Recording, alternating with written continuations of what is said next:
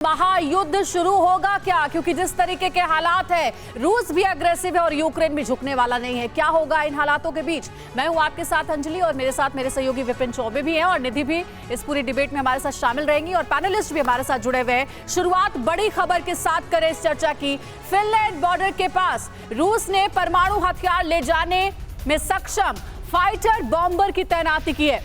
Israel की खुफिया firm इमेजसैट international का यह बड़ा दावा है। ओलेनिया ने यह दावा किया है एयरबेस पर रूस ने Tu-160 और Tu-95 विमानों की तैनाती की है। सैटेलाइट इमेज से फाइटर बॉम्बर की तैनाती का खुलासा हुआ है। तो देखिए बड़ी खबर, खूंखार कमांडर ने जो कहा है कि क्या महाविनाश रुक पाएगा और अगर कोई रोकेगा तो कौन रोकेगा। कई देशों ने मीडिएटर की भूमिका निभाई लेकिन उसका अंजाम क्या हुआ यह हम सबके सामने है। 7 महीने से लंबा वक्त बीत चुका है लेकिन रूस और यूक्रेन के बीच विध्वंसक युद्ध जारी है।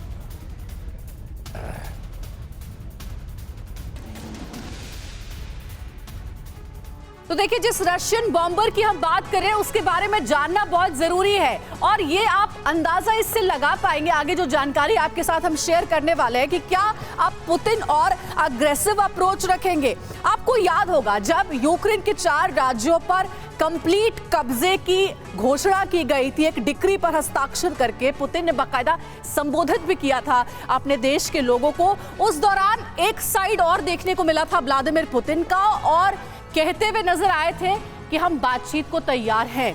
तो क्या यूक्रेन से बातचीत करने को तैयार पुतिन अब एक नई स्ट्रेटजी पर काम कर रहे हैं? किस स्ट्रेटजी के बारे में हम बात कर रहे हैं? पुतिन का आखिर प्लान क्या है जिसे प्लान विनाशक का नाम दिया जा रहा है? इसके बारे में हम आपको एक एक करके बताएंगे। देखिए बिग बॉल पर सारी इंफॉर्मेशन आपके सामने रखेंगे। फिर से बड़े हमले की तैयारी कर रहा है रशिया। ये कयास लगाया जा रहा है कि पुतिन अब अपनी स्ट्रेटजी चेंज करने वाले।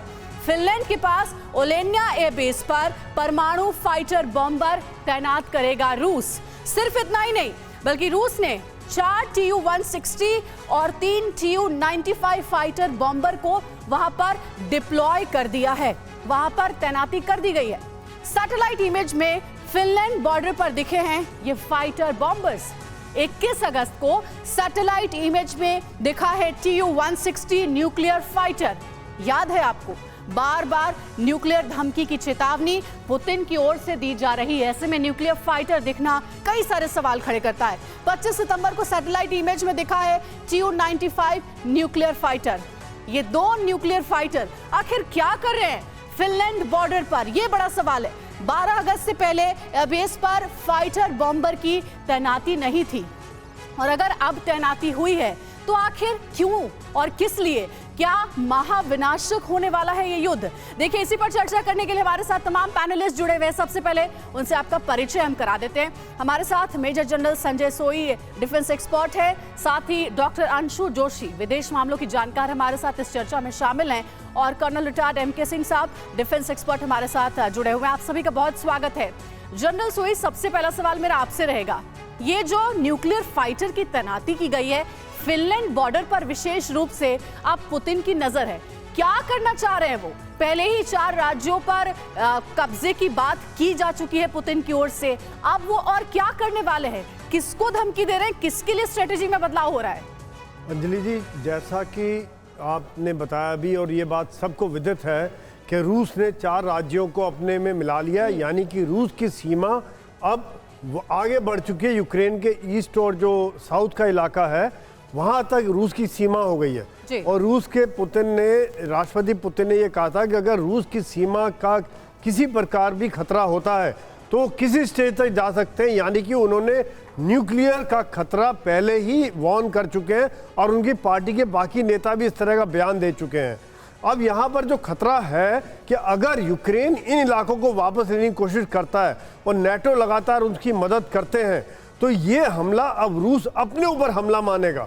तो ये इसका इम्प्लीकेशन ये हो जाता है कि रूस के कॉन्स्टिट्यूशन में भी ये क्लियर है कि अगर इस तरह का रूस के ऊपर हमला होता है तो रूस की सुरक्षा के लिए वो किसी हद तक जा सकते हैं। तो यहाँ पर जब अगर यहाँ पर रूस एक वार्निंग दे रहा है, उस जिस प्रकार के न्यूक्लियर कैपेबल Tu-160 जो जहाज डिप्लॉय किए हैं, इससे नेटो देशों को, फिनलैंड को और बाकी देशों को वार्निंग है कि अगर इस तरह की आप मदद देते रहेंगे या इन 4 प्रदेशों को वापस लेने की कोशिश की गई तो हम किसी हद तक जा सकते हैं। तो ये जो बात है, ये रूस लगातार संदेशा दे रहा है, क्योंकि यूक्रेन के ऊपर वो न्यूक्लियर हमला नहीं करेगा। आज वो डरा रहा है नेटो को, अमेरिका को और इंग्लैंड को।